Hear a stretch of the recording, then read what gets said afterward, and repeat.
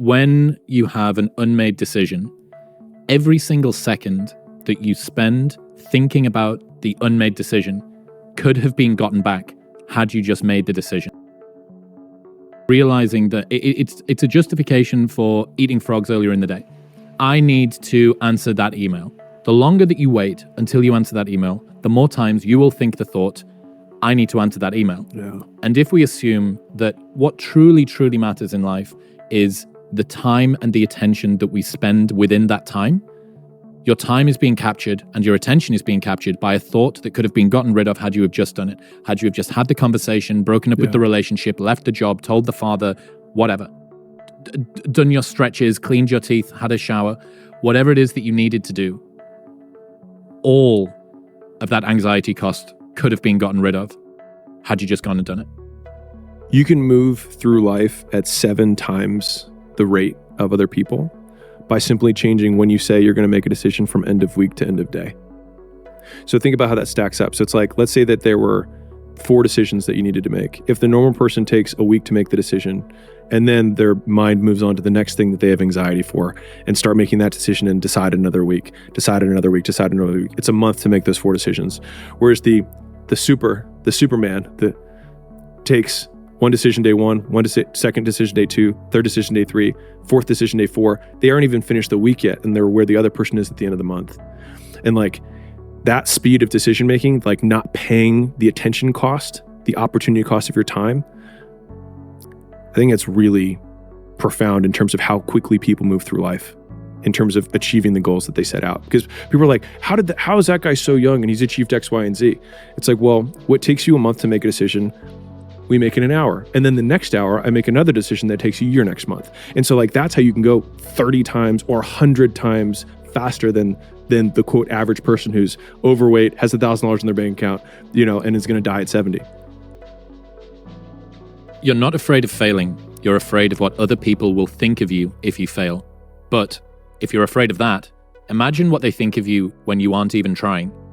Oh yeah, they aren't. I think to myself, man, I'm afraid of doing this. And I'm like, no, I'm not. I'm afraid of what this person's going to think about me. Because if I were to be able to fail in quiet, in complete isolation, then I wouldn't care. And then I think, well, what if I don't succeed in public? What do they think then? Nothing, right? They don't think about me at all. And so obviously that comes from the perspective of seeking to gain approval and attention from others anyway. So it's like, listen, if you're insecure, which everybody is, let's be real, you might as well use the insecurity to get something out of it, right? Like one of my favorite things about entrepreneurship is like, use what you've got. And so a lot of people think that they need to fix their conditions in order to get like the perfect conditions before they start. But the perfect condition is whatever one you're in, because it gives you whatever assets you have. That's the cards that you're dealt. And so you just play the hand. And a lot of people have great cards. It's like, man, I'm so afraid of, it's like, use it. It's like, I have nothing. What makes you very dangerous because you have nothing to lose. There's always a position and there's always an advantage. I was like, you just have to play the one you've got. And most people just look at what everyone else's advantages and don't think, which one do I have? When you're talking about, it's not you that's afraid of failing. Yeah. You're afraid of other people's opinions about why you're going to fail.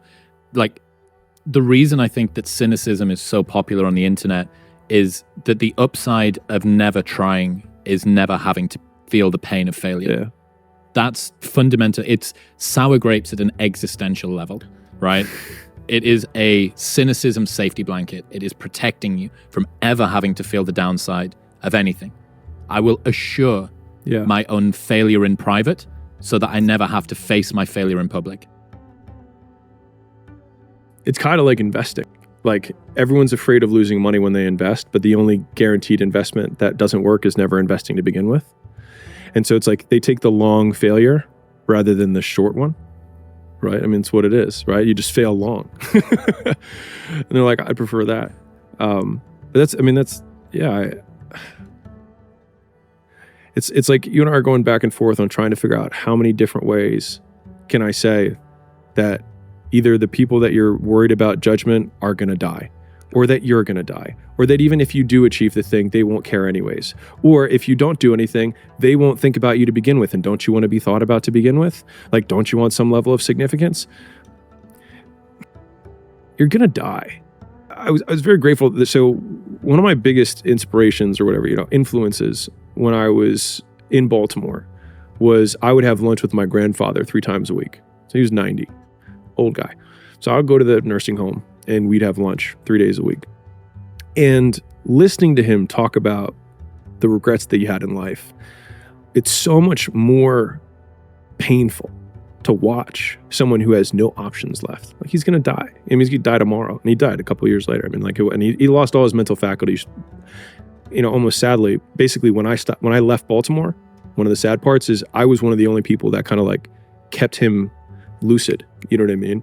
And after that, no one really visited him. No one really did anything. And so I think he just rolled downhill. I think the lunches might have been the only thing that he looked forward to.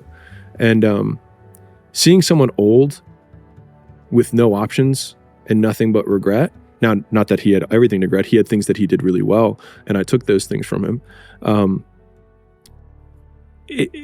He would repeat the same lessons. You know, like every lunch, let's be real, a lot of older people kind of repeat a few key lessons, and everything that he had. He fled during the World War II. You know, he fled from the Germans and all that stuff because he had a Jewish sounding last name. He wasn't, but it was enough that he was fleeing, right? And he always used to say, he's like, you have 2 hands and 1 brain. He was like, use them. And that was always this thing that he said to me. And I think just like when I would think about the things that he was going up against compared to the things that we're going up against now, it just made me feel like, all right, like this is not as big of a deal as I really think it is. I don't have German.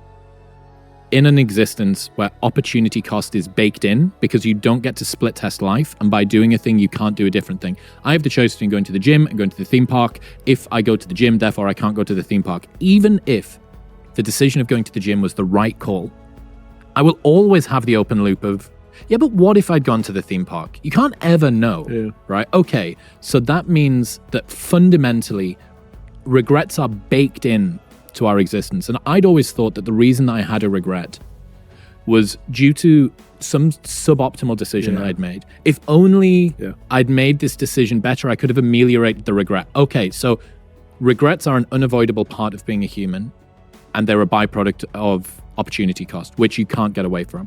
But what does it mean that you have to choose your regrets? Okay, well, if regrets are inevitable, if they're going to happen no matter what, an easy way to look at a decision is, rather than which do I want to do, because there are certain regrets that you can't bear living with. Now, you can bear living with them, but they're going to be worse than other ones. Yeah. So what is the difference between I need to have a difficult decision, I need to have a difficult conversation with my boss about leaving to go and do this thing, or I need to, that's the regret, that's one regret of the sitting down and seeing them face to face and telling them you're going to leave their small mom and pop business and you're the main salesperson and it's going to be terrible and they're going to cry and you're going to feel like a piece of shit. That's one regret. Another regret is looking back at a decade that you waste in a job that you fucking hate. Yeah. So in life, you have to choose your regrets.